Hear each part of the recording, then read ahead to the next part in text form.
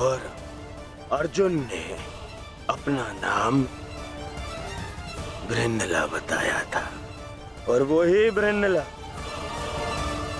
अर्जुन बन के सामने खड़ा है।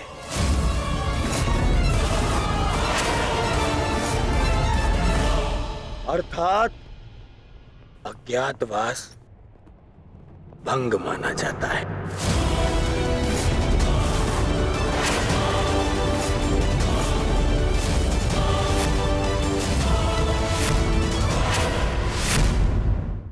जाओ पांडवों, वापस वन में जाओ और योजना बनाओ कि अगली बार 12 वर्ष के पश्चात अज्ञातवास में कैसे पकड़े ना जाओ।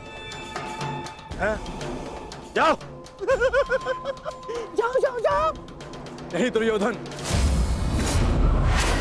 अज्ञातवास भंग नहीं हुआ है दुर्योधन। मैंने कोई असत्य नहीं बोला और ना ही मैंने कोई नियम भंग किया है। जो तुम्हारे समक्ष खड़ा है वो अर्जुन है, पुरुष है, परंतु जिससे तुम्हारी सेना युद्ध कर रही थी वो बृहन्नला थी, एक किन्नर। देव अप्सरा देवी उर्वशी ने मुझे शाप दिया था, इसलिए 1 वर्ष तक मुझे किन्नर बनकर रहना पड़ा। परंतु आज सूर्यास्त के पश्चात वो शाप पूर्ण हुआ। अब मुझे अपना वास्तविक रूप प्राप्त हुआ। अब आप बताइए पितामह, क्या मैंने असत्य कहा? क्या अज्ञातवास भंग हुआ? नहीं अर्जुन, तुमने कोई असत्य नहीं कहा और ना ही तुम्हारा अज्ञातवास भंग हुआ।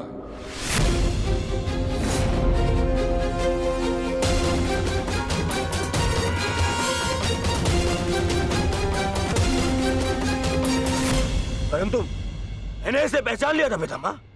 नहीं दुर्योधन, तुमने पहचाना नहीं था। तुम्हें आभास हुआ था कि ऐसा बाण केवल अर्जुन चला सकता है।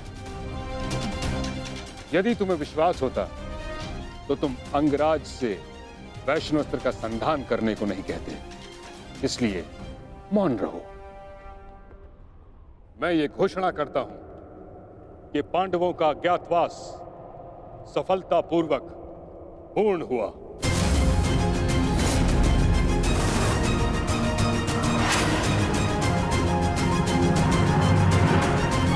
नहीं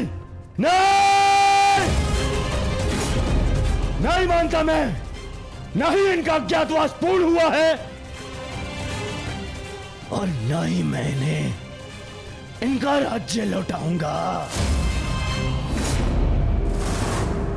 अब जो भी निर्णय होगा वो युद्ध से होगा।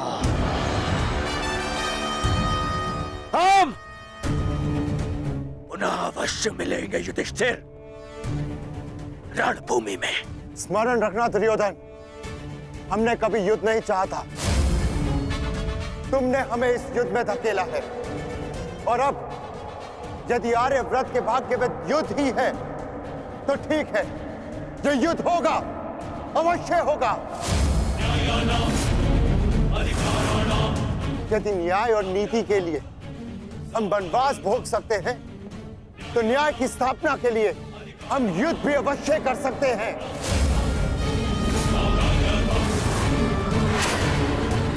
उचित कहा तुमने धर्मराज। युद्ध होना निश्चित है जिसे कोई नहीं रोक सकता।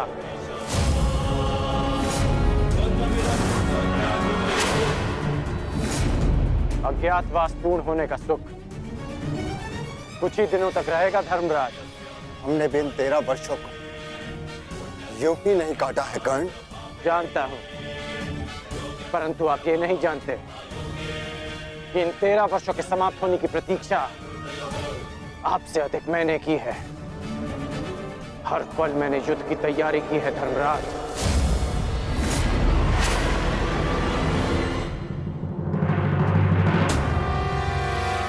स्मरण रखना अर्जुन, अगली बार ना मेरी प्रत्यंचा टूटेगी और ना ही सूर्यास्त तुम्हें बचा पाएगा। तुम भी स्मरण रखना, अगली बार वैष्णो अस्त्र का उत्तर पशुपतास्त्र से मिलेगा।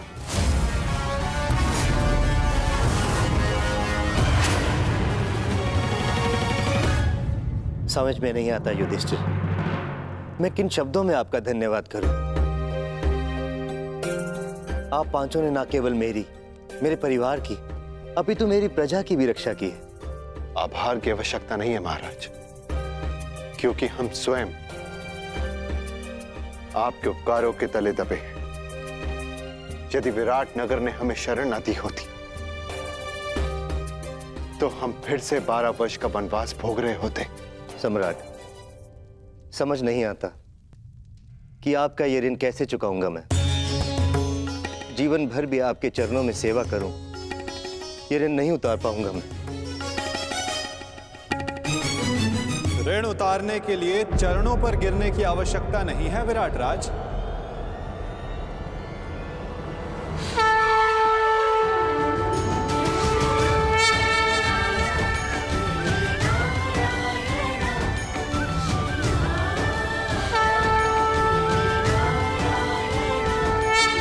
वासुदेव,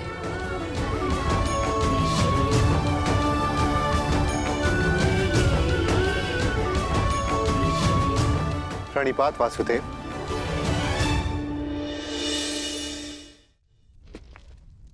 आपकी समस्या है कि आप पांडवों का ऋण कैसे चुकाएं, और उस समस्या का हल मेरे पास है विराट राज। तो आप ही बताइए वासुदेव, इस ऋण से कैसे मुक्त हो सकता हूं? क्या करूं कि ये मेरा मंतव्य पूर्ण हो? पांडवों का अज्ञातवास पूर्ण हुआ कैसे? कैसे? इसका अर्थ जानते हो शकुनी? इसका अर्थ यह है कि पांडव लौटेंगे और अपना अधिकार मांगेंगे।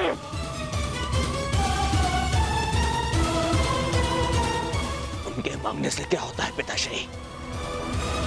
मैं उन्हें अवसर नहीं दूंगा, कुछ नहीं मिलेगा उन्हें पिताश्री। मान!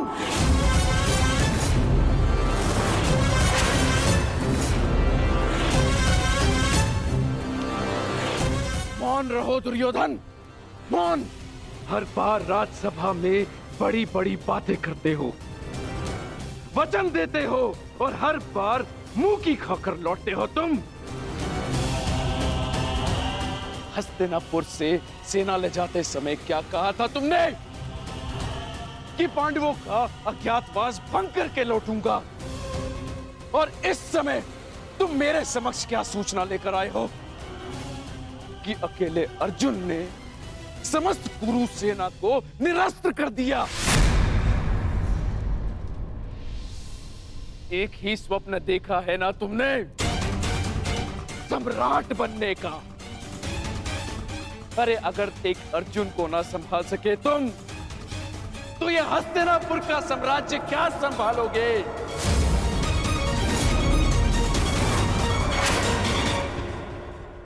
महाराज की जय हो। महाराज, विराटनगर से आपके लिए संदेश आया है।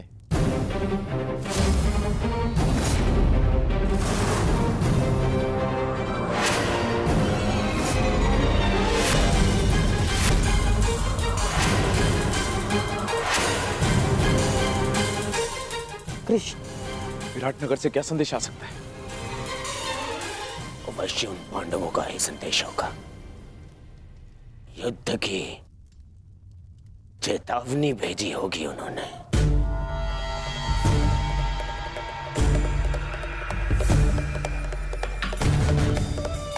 संदेशा पढ़ो शकुनी।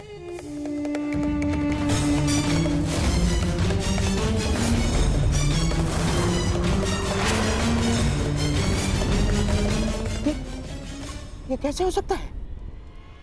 क्या लिखा है इसमें मामाश्री? ये नहीं हो सकता दुर्योधन।